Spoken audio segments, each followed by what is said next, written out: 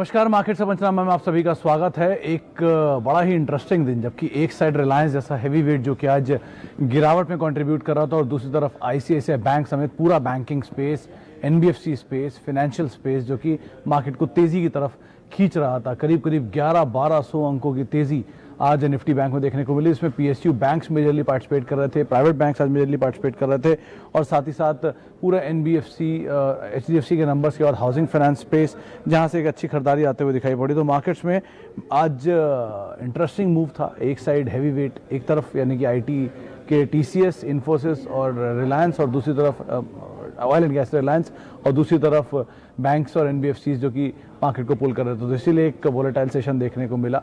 Numbers के बाद और ब्रोकरेज अपग्रेड के बावजूद रिलायंस इंडस्ट्रीज आज बिकवाली रही। जिस मैक्वेरी की रिपोर्ट की बातचीत आज बाजार में हो रही है, आपको बता दूं कि वो पहले भी 800 रुपये के टारगेट्स के साथ ही चल रहे थे और 1100 रुपये का या 1300 रुपये का उन्होंने टारगेट दिया, लेकिन उनकी कमेंट्री बहुत ही बुलिश है, डिस्पाइट टारगेट उनका काफ़ी नीचे है।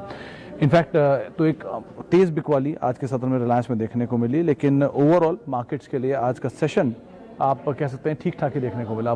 क्रूशियल इसलिए भी है क्योंकि आज एक बहुत हैवी न्यूज़ फ्लो वाला दिन था और उसके बाद अब जो दूसरी चीज़ मार्केट में नज़र रखनी है वो है यूएस इलेक्शन। किस तरह से वहाँ पर रुझान बनते हैं, किस तरह के वहाँ से आउटकम्स आते हैं। तो अगले 3-4 दिन या अगला पूरा हफ्ता जो है ये बहुत ही इंटरेस्टिंग, बहुत ही क्रूशियल हफ्ता होने वाला है। तो उस लिहाज से भी आप देख सकते हैं मार्केट्स को। चलिए अब सवाल जवाब का सिलसिला भी शुरू करेंगे और बातचीत करेंगे पहले सवाल पर, जो कि है प्रजापति साहब का, हरीश प्रजापति साहब का। आईओसी खरीदे हैं 100 शेयर 79 के दाम पर। प्रजापति साहब, आईओसी के लिए आज सुबह ही रादर 3 रिपोर्ट्स थी जिसमें मिनिमम टारगेट 85 था और मैक्सिमम टारगेट 140 के आसपास था। बहुत कुछ अब आपके पास खोने के लिए यहाँ है नहीं क्योंकि 79 ऑलरेडी आ चुका है। तो अब आप एटलीस्ट होल्ड तो कर ही सकते हैं। अच्छा डिविडेंड यील्ड मिल रहा है आपको, तो वैसे भी कोई इसमें टेंशन वाली चीज़ है नहीं। तो आप एटलीस्ट समय दीजिए और बने रहिए, वो ज़्यादा बेहतर विकल्प रहेगा। इसके अलावा पी रेशियो से पता चल सकता है ये स्टॉक गुड है या नहीं गुड है। साजिद काजी अशरफी साहब, देखिए अशरफी साहब ऐसे समझिए, कोई कंपनी अगर 100 रुपये कमाती है और उसके 10 शेयर होल्डर हैं तो हर शेयर होल्डर को मिला 10 रुपये, यानी कि 10 रुपये की ईपीएस बन गई। अब वो शेयर का दाम अगर 20 रुपये पे कामकाज कर रहा है तो वो शेयर अपने 10 रुपये पर शेयर से दुगने दाम पर है, यानी 2 टाइम्स अपने मल्टीपल पे वो शेयर कामकाज करता हुआ दिखाई पड़ रहा है। तो ये मल्टीपल हमेशा उस शेयर को, उस शेयर में मुनाफे पर शेयर कमाने वाले जो आप शेयर होल्डर्स को दे रहे हो उससे कितने गुना ऊपर कामकाज कर रहा है ये इंडिकेट करता है। जितना पी नीचे अपनी अर्निंग के सामने उतना अच्छा। 8, 9, 10, 15, 12 अलग अलग सेक्टर के अकॉर्डिंग पी होती है। सबसे महंगे एफएमसीजी, सबसे महंगे फार्मास्यूटिकल होते हैं क्योंकि इनकी कंजम्पशन बहुत ज़्यादा होती है, तो इनकी पी भी हमेशा बाजार कंजम्पशन के हिसाब से देता है। लेकिन रिटेल जैसी कंपनी जैसे डीमार्ट हुआ, जैसे इस तरह की कंपनीज को आप अवॉइड कर सकते हैं इतने बड़े पी पे, जो कि 100 पी जा रहा है। किसी भी कंपनी का पी 70-80 के ऊपर है तो वो जस्टिफाइबल नहीं है, चाहे वो जुबिलेंट फूड जैसी कंपनी क्यों ना हो, अनटिल उस कंपनी की ग्रोथ इतनी तेज हो कि वो आगे चल के ईपीएस को एडजस्ट कर दे। तो ये 2-3 चीज़ें इनको आप ध्यान रखिए। पी को तो आप देखेंगे, लेकिन हमेशा उस कंपनी की साल दर साल कैसी ग्रोथ आ रही है परसेंटेज में। क्या वो 25-30% से ज़्यादा हर साल ग्रो कर रहा है उसका प्रॉफिट, तो बात अलग है, बिना किसी एडजस्टमेंट के खाली ऑपरेटिंग फ्रंट पर, तो वो पी जस्टिफाइबल है, वरना वो जस्टिफाइबल नहीं है। तो पी बहुत इंपॉर्टेंट पार्ट है, लेकिन उसके साथ साथ और भी 2-3 चीज़ें हैं जिनको आपको ध्यान रखना है। प्रोडक्ट, सेक्टर, कंपनी हिस्ट्री, ये कुछ चीज़ें हैं, ये डेट, इनको आप ज़रूर ध्यान में रखिएगा। आगे बढ़ते हैं। बहुत सारे सवाल आ गए इस ड्यूरेशन में। एस्कॉट्स फॉर टुमारो, राजपूत रघुवीर सिंह साहब। देखिए राजपूत जी, नंबर्स तो बहुत अच्छे आए हैं स्कॉट्स के, सेल्स के नंबर भी और नतीजे भी, लेकिन आप ऐसे ध्यान रखिए कि वो बहुत हद तक डिस्काउंटेड है इस भाव के अंदर। तो बड़ी तेज़ी ये दिखा चुका है मोर और लेस। फिर भी आप अगर छोटी अवधि के लिए ट्रेड कर रहे हैं तो आप एक स्टॉप लॉसेस को ज़रूर फॉलो करें और अपनी पोजीशन में बने रहें, क्योंकि कुबूटा के साथ इनकी एक और डील की खबरें भी हैं बाजार में। तो अगर वो डिस्काउंट होना शुरू हुआ तो 1300-1350 की खबरें सुन रहा हूँ, वो भी शायद भाव देखने को मिल जाए। लेकिन स्टॉप लॉसेस को स्ट्रिक्टली लगाइए, बहुत वोलेटाइल स्टॉक है, कभी भी घूम जाता है, तो उसको ध्यान में रखकर अपनी पोजीशन को आप रख सकते हैं। अच्छा, निशा पारिक जी का सवाल है सन फार्मा पे। निशा जी, कल इसके नंबर्स आने वाले हैं सन फार्मा के। टैरो के नंबर तो अच्छे आए थे ही रिसेंटली, तो टैरो के नंबर्स के बाद ये एनालिस्ट फ्रेटर्निटी मान रही कि नंबर सन फार्मा के भी बेटर होंगे। लेकिन अब सीक्वेंशियल बेसिस पे अच्छे नंबर देने के साथ सन फार्मा चलता है कि नहीं ये कहना मुश्किल है, क्योंकि ऑलरेडी चला तो है नहीं, अपने नए लोज के आसपास ही कामकाज कर रहा है, तो ऑलरेडी बॉटम के आसपास है। अगर कुछ भी अच्छे नंबर दे देता है तो बहुत ज़्यादा डाउनसाइड रिस्क तो एटलीस्ट नहीं है। तो आप इस लिहाज से इस पोजीशन को देख सकती हैं। IRCTC 1395 पे नितिन अरोड़ा जी का सवाल है। अरोड़ा साहब देखिए, IRCTC कंपनी बुरी नहीं है, मोनोपोलिस्टिक काइंड ऑफ बिजनेस है, नंबर्स अच्छे हैं, क्रेडिबिलिटी अच्छी है, प्रोडक्ट अच्छा है, डेट नहीं है, प्रोमोटर स्ट्रॉन्ग है, हर चीज़ जो है वो पेसिमिज्म ऑप्टिमिज्म की साइड इंडिकेट करिए, माफ़ कीजिएगा। लेकिन पेसिमिज्म साइड क्या है?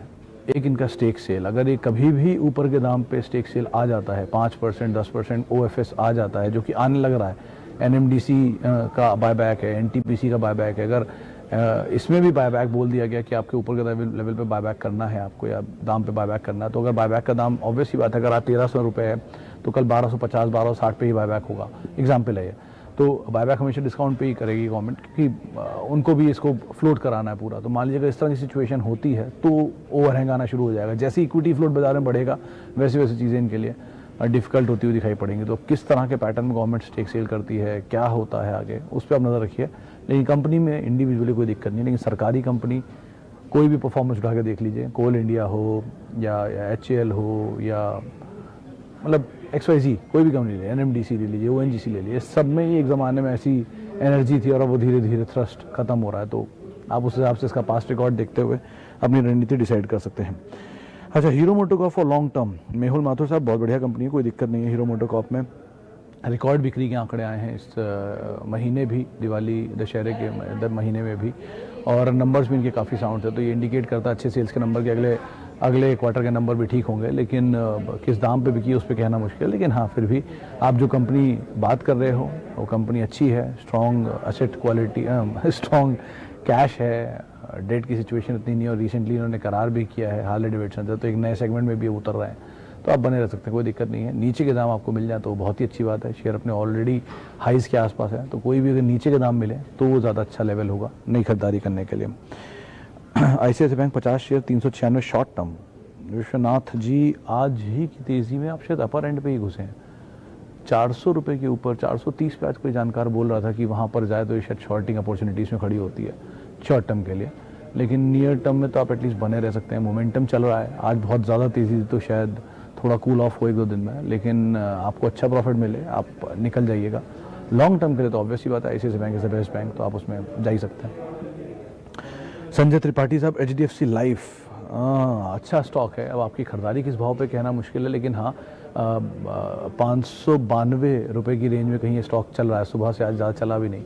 लेकिन हाँ नंबर वाइज हर क्वार्टर दर क्वार्टर कंपनी की परफॉर्मेंस अच्छी है, थोड़ा महंगा ज़रूर है वैल्यूएशन के लिहाज से, जिस PE की भी हम बात कर रहे थे उसके लिहाज से, लेकिन थोड़ा सा अगर नंबर्स को और सपोर्ट मिलता है, थोड़े और नंबर बेटर होते हैं, या एक कंसोलिडेशन का फेज़ पूरा होता है, तो उसके बाद एक बड़ी तेज़ी की उम्मीद आप लगा सकते हैं। अच्छे ग्रुप की अच्छी कंपनी है, अच्छा बिजनेस है, ग्रो भी कर रहा है, तो आप बने रह सकते हैं, कोई दिक्कत नहीं है इसमें।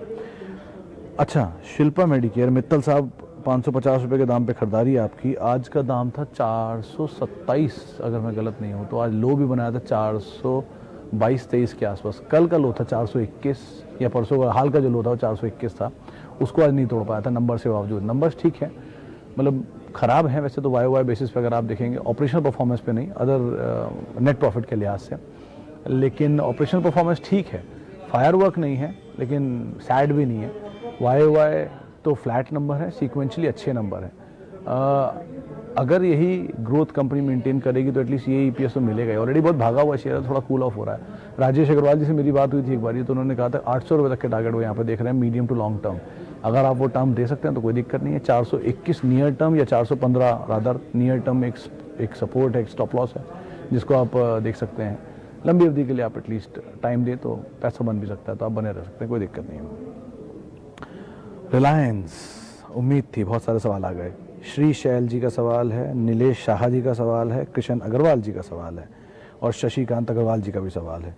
खैर, रिलायंस को लेकर एक ही बात है, पहली चीज़ सभी ब्रोकरेज हाउसेस की रिपोर्ट्स पॉजिटिव साइड पर हैं, सिवाय मैक्वेरी के। मैक्वेरी के टारगेट हैं 1325 रुपये, लेकिन उनकी कमेंट्री बहुत बुलिश है, वो रिपोर्ट मेरे पास है इसलिए मैं बता भी पा रहा हूँ। दूसरी चीज़, बाकी सबके टारगेट 2300, 2350, 2200, 2250 के आसपास के टारगेट्स हैं। एक क्वार्टर के नंबर को देखकर आप लॉन्ग टर्म की स्थिति को ना जज करें। देश की नंबर 1 कंपनी आज भी टूटने के बाद देश की नंबर 1 ही है, ठीक है, नंबर 2 नहीं बन गई है, और 1,10,000 करोड़ की रेवेन्यूज़ को एक क्वार्टर में कंपनी कमा रही है। तो इस तरह की ग्रोथ, इस तरह की साइज़, इस तरह की पेडिग्री वाली कंपनी का स्टॉक अगर एक दिन 7% टूटता है तो आप भूलें नहीं कि ये शेयर एक दिन में 7-8% चला भी था।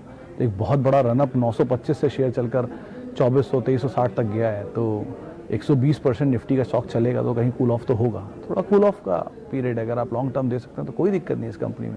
शॉर्ट टर्म में आप अपने स्टॉप लॉस के साथ अपनी पोजीशन में देखें, लेकिन हाँ, नियर टर्म में 1880 एक स्ट्रिक्ट स्टॉप लॉस आपके लिए रह सकता है। लेकिन लॉन्ग टर्म के लिए तो ऑब्वियस ही बात है, हम देश की नंबर 1 कंपनी के साथ इन्वेस्टेड है तो आपको टेंशन लेने की क्या ज़रूरत है। पीडीलाइट शॉर्ट टर्म, उमंग कंसागरा जी, माफ़ कीजिएगा मैं आपका नाम नहीं ले पा रहा हूँ उमंग जी, लेकिन हाँ पीडीलाइट अगर शॉर्ट टर्म के लिए तो एक ट्रिगर था इसमें, वो स्टेक बाय करने का एरलडाइट के अंदर, जिसके बाद स्टेक इस कंपनी में एक मूव आया था, बस बना था। लॉन्ग टर्म के लिहाज से तो ऑब्वियसली बात एक अच्छी कंपनी, और जैसे से नए बिजनेस में उतरी है, एरलडाइट का कारोबार एक्वायर करके 2 क्वार्टर में आई गेस ये कारोबार इनके नंबर्स के अंदर रिफ्लेक्ट करना शुरू कर देगा, तो ये रेवेन्यूज और बेटर हो जाएंगे। आप ऐसे समझिए कि 300 करोड़ रुपए की कंपनी को अगर किसी कंपनी ने खरीदा है जो रेवेन्यू 300 करोड़ कमाती है, जिसका खुद का रेवेन्यू 1000 करोड़ है मान लेते हैं, तो आगे चल के रेवेन्यूज 1300 या 1350 या 1400 करोड़ ही होगा ना। तो वो जब रेवेन्यू रिफ्लेक्ट होगा तो प्रॉफिटेबिलिटी में भी आएगा, और वो प्रॉफिटेबिलिटी इसकी ईपीएस को बढ़ाएगी और बाजार उसको वैल्यू दे देगा। तो इस तरह की कंपनी अगर आपको नीचे मिले तो आप एक्वायर करें, और आपका शॉर्ट टर्म है तो आप मोमेंटम को चेस कर सकते हैं यहाँ पर। अच्छा, आखिरी सवाल और लेते हैं, बहुत कम समय रह गया, माफ़ करेंगे। ब्रिटानिया 3600 पे मयंक गुप्ता साहब का सवाल है। गुप्ता साहब इसमें शायद डिविडेंड भी आया था, अगर आपको वो मिला है कि नहीं मिला, खैर, लेकिन हाँ व्यू पे डिपेंड करता है आपका क्या है। लंबी अवधि का है तो आप बने रहें, छोटी अवधि का है तो मोमेंटम चेज करें। बहुत दिन से आउट ऑफ स्टीम है, कंसोलिडेशन में है, सडन मूव आ सकता है इसमें कहीं भी, तो आप इस लिहाज से इसमें नजर रख सकते हैं। चलिए, इतने ही सवालों को अब हम शामिल करेंगे, माफ़ी चाहेंगे उनसे